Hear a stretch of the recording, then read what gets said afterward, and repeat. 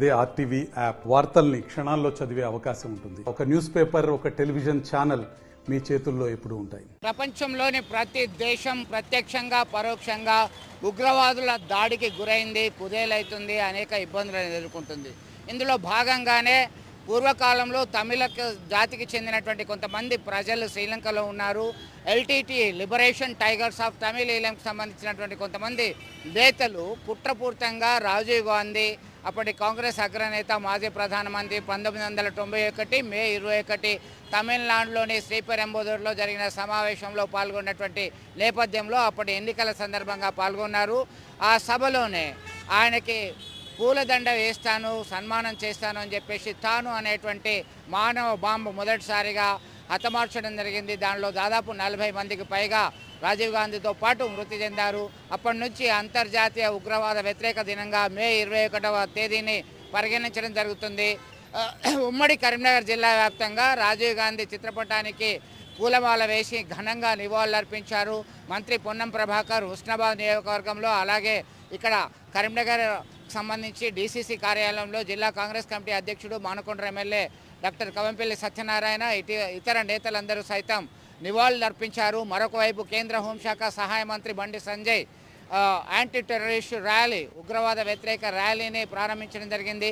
ఉగ్రవాదం ఏ కోణంలో ఉన్నా, ఏ మూలన, ఏ రూపంలో ఉన్నా దాన్ని నిర్మూలించడానికి ప్రభుత్వం కట్టుబడి ఉంది. ఖచ్చితంగా ఉగ్రవాద నిర్మూలనే తమ యొక్క ప్రభుత్వం ధ్యేయం, లక్ష్యం అని చెప్పి స్పష్టం చేయడం జరిగింది. దీంతో ఉగ్రవాద కార్యకలాపాలు ఉన్న చోట శాంతి భద్రతలు ఉండవు, శాంతి భద్రతలు లేకుంటే ఇన్వెస్ట్ చేసే కంపెనీలు రావు. దీంతో ఆర్థికంగా, సామాజికంగా, రాజకీయంగా అనిశ్చిత పరిస్థితి వస్తుంది. హ్యూమన్ డెవలప్మెంట్ ఇండెక్స్ కూడా అణగారిపోతుంది, అధమ స్థాయిలో ఉంటుంది.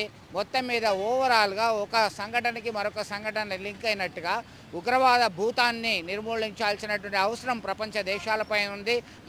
మొన్న పహల్గామ్లో జరిగినటువంటి ఉగ్ర దాడిని సైతం ప్రపంచ దేశాలు ఇప్పటికే తీవ్రంగా ఖండిస్తున్నాయి. దీనిలో ఏ రూపంలో ఉన్నా, ఏ మూలలో ఉన్నా ఉగ్రవాద కార్యకలాపాలని, ఉగ్రవాదాన్ని నిర్మూలించాల్సినటువంటి లక్ష్యం ప్రపంచ దేశాలపైన అన్నిటి మీద ఉంది అనడంలో సందేహం లేదు.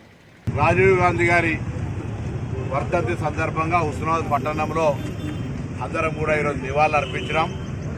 రాజీవ్ గాంధీ గారి దూరదృష్టితోటి గ్రామీణ వ్యవస్థలు బాగుండాలని 73, 74 రాజ్యాంగ సవరణలు చేసి స్థానిక సంస్థలు బలోపేతం చేస్తూ నేరుగా ఢిల్లీ నుంచి నిధులు ఇప్పించినటువంటి ఘనత, 18 సంవత్సరాలకి ఓటు హక్కు కల్పించినటువంటి ఘనత, ప్రజాస్వామ్యంలో యువత భాగస్వామ్యం ఉండాలని ఆకాంక్షించి, అదేవిధంగా మారుతున్న కాలానికి అనుగుణంగా విదేశాలతో పోటీ పడే సాంకేతిక విప్లవానికి నాంది పలికి ఈరోజు భారతదేశం విప్లవాత్మకమైనటువంటి సాంకేతిక మార్పులకు కారకురైనటువంటి వ్యక్తి రాజీవ్ గాంధీ గారు.